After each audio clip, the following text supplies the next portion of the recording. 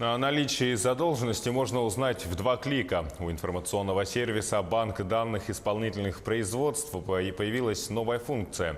Что это за приложение и как оно работает, расскажет Сарглана Федорова. Все долги в одном приложении. В преддверии отпусков особенно важно проверить себя на наличие долгов. Сергей Анисимов – опытный интернет-пользователь.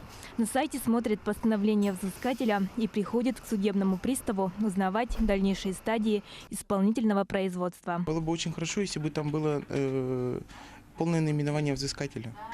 Потому что мне, как представителю должника, по большому счету, хотелось бы узнать в первую очередь, кто пытается взыскать денежные средства, кто налагает арест на расчетный счет.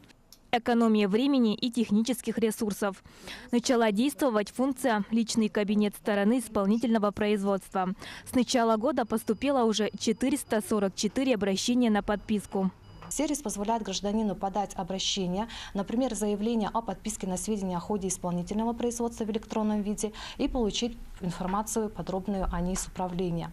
Регистрация при входе в личный кабинет не требуется. Подтверждение личности гражданина или представителя юридического лица происходит посредством автоматически при входе в личный кабинет.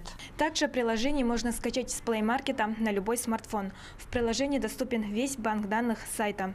Чтобы проверить наличие у себя долгов, достаточно ввести фамилию, имя, отчество и дату рождения. За прошлый год должников по республике набралось около 27 тысяч человек. Большая часть из них – алименщики и заемщики. Приставы напоминают, долг на 30 тысяч рублей лишает человека права на выезд за пределы страны. При полном погашении задолженности ограничения снимают в течение суток. Приложение очень удобное, комфортное. Я, например, смотрю штрафы ГИБДД.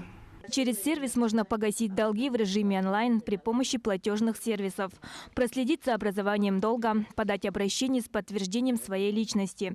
И все это, не выходя из дома. Сарглана Федорова, Семен Семенов, Якутск.